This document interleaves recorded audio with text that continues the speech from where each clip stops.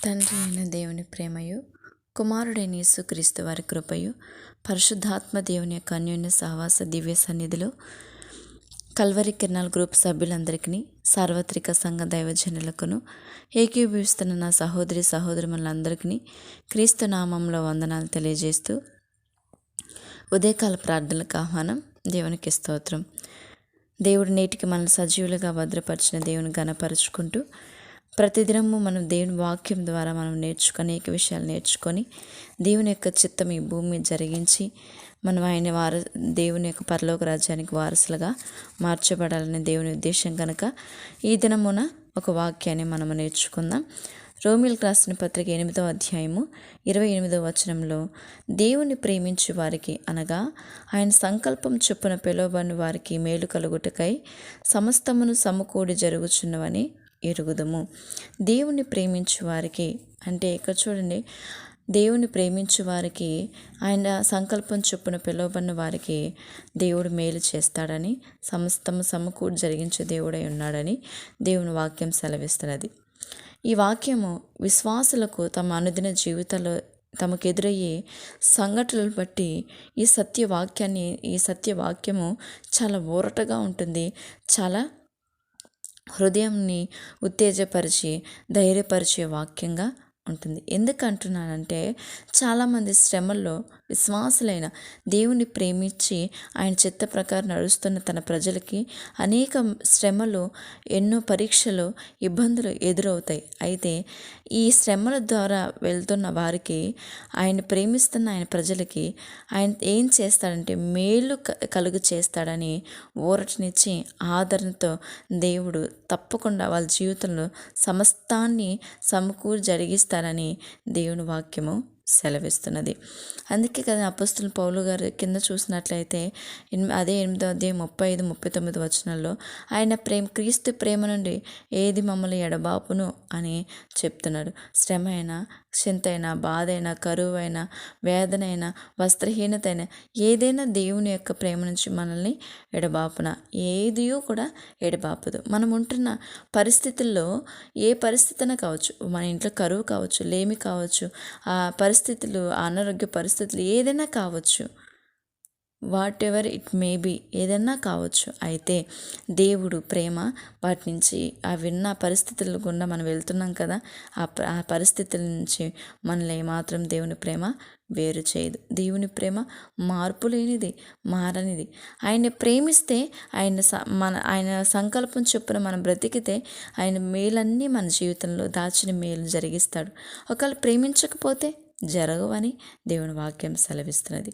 అందుకే ఆయన ప్రేమించు వారికి, ఆయన సంకల్పంలో పిలువబడిన వారికి అని 2 పదాలుగా మాట్లాడుతూ వచ్చారు తండ్రి.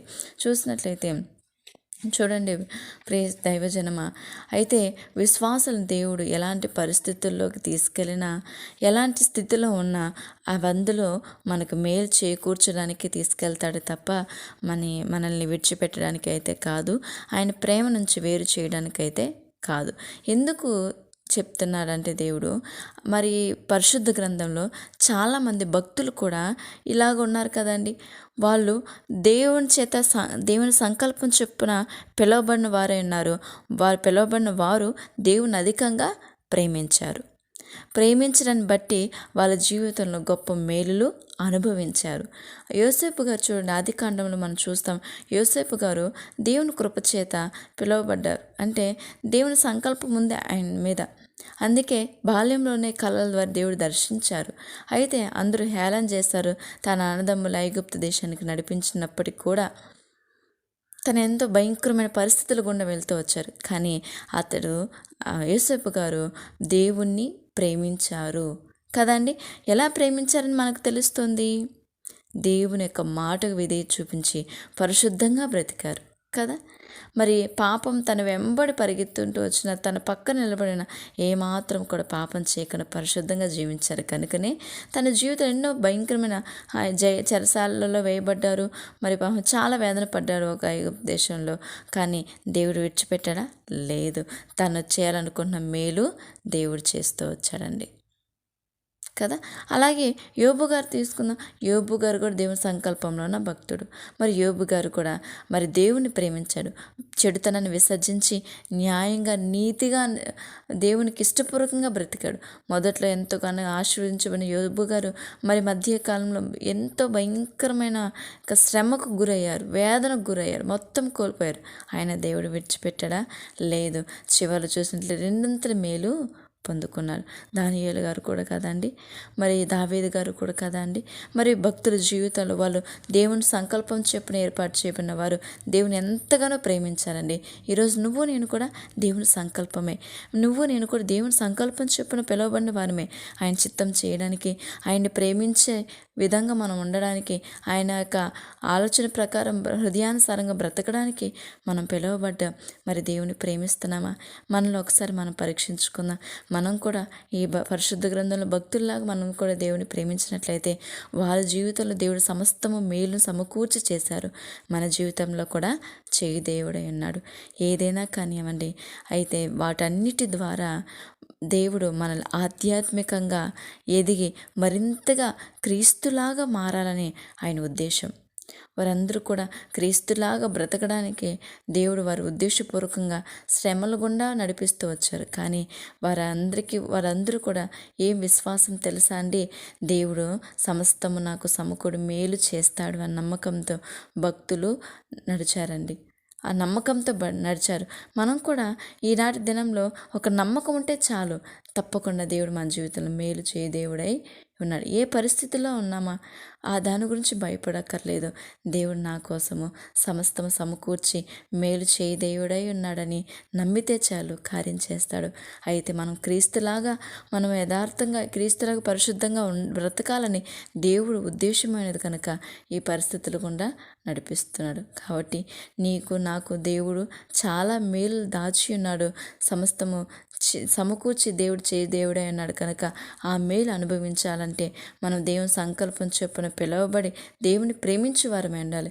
ఈరోజు పిలువబడ్డామంటే దేవుని ప్రేమించే స్థితిలో నువ్వు నేను ఉన్నానని మనం పరీక్షించుకొని, దేవా నేను ప్రేమించు వారుగా ఉండాలి, నేను చిత్తం నెరవేర్చేదానిగా వాడిగా ఉండాలి ప్రభువా అని దేవుని సన్నిధిలో ప్రార్థన చేసినట్లయితే దేవుడు నీ జీవితంలో గొప్ప కార్యం చేయ దేవుడై ఉన్నాడు.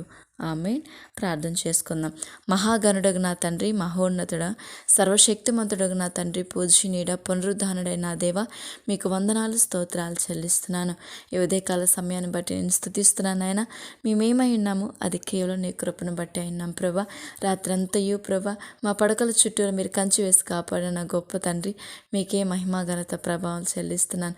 ఉదయకాలం తిరిగి లేవడానికి మాకు ఇచ్చిన ఈ ఆరోగ్యాన్ని బట్టి, ఆయుష్ని బట్టి కూడా, ఈరోజు మా పట్ల మీరు కలిగిన చిత్తాన్ని బట్టి కూడా మీకు వందనాలు స్తోత్రాలు చెల్లిస్తున్నాను. కానీ తండ్రి, మరి నీ చిత్తం సంపూర్ణంగా మేము నెరవేర్చి పిల్లలుగా ఇదిగో మా ప్రవర్తన అంతటి మేము మీ అధికారం ఒప్పుకుంటున్నాం నాయన.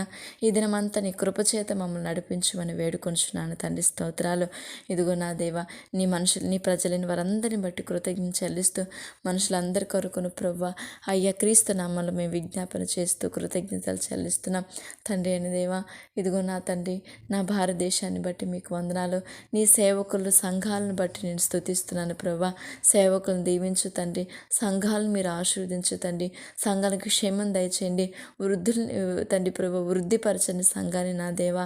నీ సేవలో ప్రభా ఎన్నో ప్రభా ఇబ్బందులు ఇరుకులు వస్తుండగా వాళ్ళ నిమిత్తమై ప్రభా సేవకుల జీవితంలో మీరు మేలు దాచి ఉంచున్నారు. సమస్తముఖ సమకూర్చి మీరు చేయబోతున్నారు.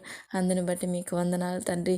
నీ సంకల్పం చెప్పిన పిల్లవని నీ పిల్లలు ప్రభా నిన్ను ప్రేమిస్తున్నారు కనుక నీకు సేవకులు ప్రభా, నీ విశ్వాసులను, నిన్ను ప్రేమిస్తున్న బిడ్డలందరి పట్ల మీరు కృప చూపించబోతున్నందుకు మీకు వందనాలు స్తోత్రాలు చెల్లిస్తున్నాను నా దేవా.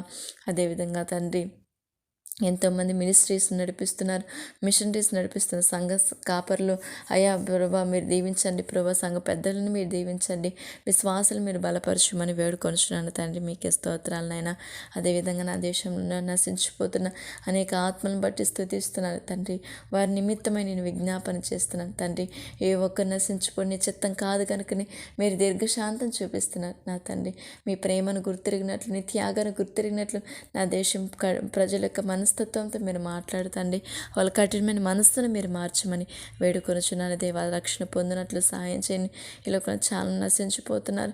భయంకరమైన పరిస్థితులు నా ప్రజలను మీరు కాపాడనైనా ప్రతి దేశాన్ని ప్రతి రాష్ట్రాన్ని మీరు కాపాడమని వేడుకొనుచున్నాను తండ్రి. మీకు స్తోత్రాలు చెల్లిస్తున్నాను. అదేవిధంగా నా దేవా మరి యవనస్తులను బట్టి యవన కాలంలో అయ్యా ప్రభా నీ వాక్యం ద్వారానే వాళ్ళ జీవితం పరిశుద్ధపరచబడుతుంది. నీ వాక్యం వాళ్ళ హృదయంలో ఉంటే ప్రభా పాపం నుంచి ప్రభా తప్పించబడతారు తండ్రి. కాపాడు నా సహోదరి మనందరినీ బట్టి ఏ ఉదయకాలం కృతజ్ఞత చెల్లిస్తున్నాం. నశించిపోతున్న బిడ్డలు మీరు దర్శించలేవనెత్తునన్నా అయ్యా అపవాద ఆలోచనలతో ఈ లోక ప్రేమ ఇచ్చలతో అయ్యా ప్రభా నశించిపోతున్నారు. నా తండ్రి ప్రాణాలు తీసుకున్నారు. నైనా అపవాది ఆలోచన నుంచి వాళ్ళకి విడుదల దయచేయ ప్రభా. నీ వైపుకి ఆకర్షింపబడినట్లు వాళ్ళ జీవితం బంగారు జీవితంగా మార్చబడినట్లు మీరు దీవించమని వేడుకొనుచున్నాను తండ్రి. మీకే స్తోత్రములు చెల్లిస్తున్నాను. అదేవిధంగా నా దేవా నీ కృపను బట్టి అడుగుతున్నాను నాయన, మీరు దీవించు తండ్రి. ప్రతి కుటుంబంలో శాంతిని సమాధానం అనుగ్రహించిన అయ్యా క్రైస్తవ కుటుంబాలు మీరు ఆశీర్వదించిన ఆధ్యాత్మికంగా బలపరచండి.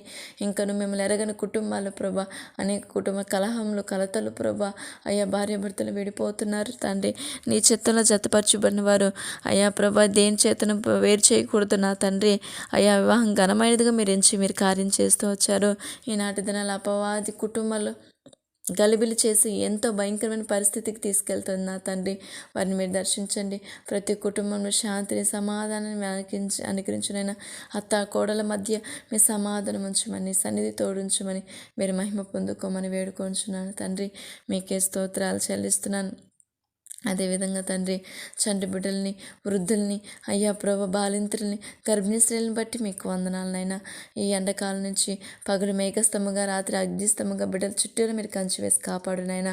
అయ్యా నిజముగా అనాథులైన బిడ్డల పట్ల మీరు చూపిస్తున్న కృప, వారికి సహాయం అందిస్తున్న సహాయకులు సహకారులు అందరినీ బట్టి మీకు వందనాలు. వారిని వారి కుటుంబాలని మీరు దీవించమని వేడుకొనుచున్నాను తండ్రి.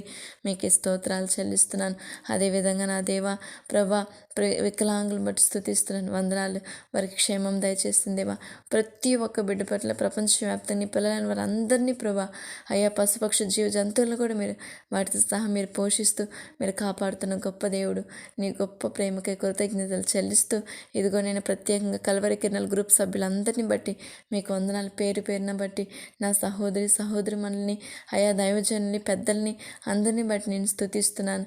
ఇదిగో ప్రేయర్ రిక్వెస్ట్ సత్యవతి సిస్టర్ని బట్టి స్తుతిస్తున్నాను ప్రభా. అయ్యా తను మానక ప్రార్థన చేస్తున్నాం తండ్రి. నా ఆ తల్లి యొక్క జీవితంలో మీరు కార్యం చేయండి. మానసిక వ్యాధిని తొలగించండి. వాడి కుమార్తెల జీవితాల భవిష్యత్తు మీరు కట్టమని వేడుకొంచున్నాను. అలాగే శేఖర్ గారి యొక్క ఆర్థిక సమస్యల నుంచి మీరు విడుదల ఇవ్వండి నాన్న. అయ్యా యేసేపు గారిని మీరు స్వస్థపరచునైనా. ఆయనకి కావాల్సిన ప్రత్యేక అవసరతను మీరు సంధించు తండ్రి. తీసుకున్న ట్రీట్మెంట్ మీరు ఆశీర్వదించిన దేవా స్తోత్రాలు. మీరు శేఖ లక్ష్మి యొక్క జ్యోతి సిస్టర్ని అయ్యా సుధా సిస్టర్ని వారి కుటుంబాలు దీవించండి. సుధాని ప్రభా సిస్టర్ని సాత్విక సిస్టర్ని ఆత్మీయంగా బలపరచండి. దిలీప్ బ్రదర్ని వెంకట గారి కుమార్ని మీరు బలపరచునైనా. నీ సేవలో గొప్ప సాక్షులుగా మీరు వాడుకోండి ప్రభా. వాళ్ళ జీవితం నీ నామానికి మహిమకార్థంగా కట్టుబడినట్లు మేలు పొందినట్లు మీరు కృప చూపించమని వేడుకొంచున్నాను దేవా. నీకే స్తోత్రం. నిరీక్షణతో జీవితం మాకు అనుగ్రహించిన తండ్రి. అలాగే ప్రభా ఇంకా ఎంతోమంది ప్రేయర్ రిక్వెస్ట్ ఇచ్చినారు. వారిని వారి కుటుంబాలని మీరు దీవించండి. వాళ్ళ ఉద్యోగాలను వాళ్ళ వ్యాపారాలని ప్రభా వాళ్ళ ప్రయాణాలు మీరు దీవించమని వేడుకొంచున్నాను దేవ స్తోత్రాలు. ఈ ఎండ దెబ్బ నుంచి ప్రతి నా సహోదరు కుటుంబాన్ని వాళ్ళ సంతానాన్ని మీరు కాపాడి చుట్టూరా మీరు అగ్నికం చేసి మీరు మేఘస్తంభమే నడిపిస్తున్న విధానానికై మీకు వందనాలు తండ్రి. వందనాలు ప్రభా. ఇదిగో నా దేవా మరి అలాగే ఈ ప్రార్థన నడిపిస్తున్న దైవజనులు మోషే గారికి మంచి ఆరోగ్యం దయచేయండి. వారి కుటుంబ యావత్తుని మీరు దీవించండి. సేవను పరిచయం నీ ఆత్మ మహిమ నీ ఆత్మ చేత నీ శక్తి చేత నీ నామానికి మహిమకరంగా ఈ పరిచయం జరిగించమని వేడుకొంచున్నాను. అలాగే నా తండ్రి మరి నీ కృపను బట్టి అడుగుతున్నాను నా దేవా. మరి ఆత్మీయ తల్లి విజయమ్మ గారిని కూడా దీవించండి. తల్లికి మంచి ఆరోగ్యం దయచేయండి. ప్రతి బలహీనతను మీరు కొట్టివేయండి. తల్లి చేసిన సేవ పరిచర్యని మీరు దీవించండి ప్రభా. వాళ్ళ కుటుంబం అంతటిని వాళ్ళ పిల్లల్ని మీరు దీవించమని వేడుకొంచు అయ్యా. చివరిగా యెరూషలేము క్షేమం కొరకు కూడా మొరపెడుతున్నాను దేవా. యెరూషలేము క్షేమం మారు మనసును అనుగ్రహించమని వేడుకొంచు ప్రభా. ఇదిగో నాకు ఇచ్చిన ఈ జీవితాన్ని బట్టి స్తుతిస్తున్నాను నాయన. నాకు ఇచ్చిన భర్తను నాకు ఇచ్చిన సంతానాన్ని బట్టి స్తోత్రాలు. ఈ దినమంతా నీ నామానికి మహిమకరంగా నీ చిత్తానికి మా బ్రతుకులు పాదాలు సమర్పించుకుంటున్నాం. నీ చిత్తమే జరిగించండి. నా భర్త వెళ్ళిన మార్గంలో క్షేమము దయచే దైవా.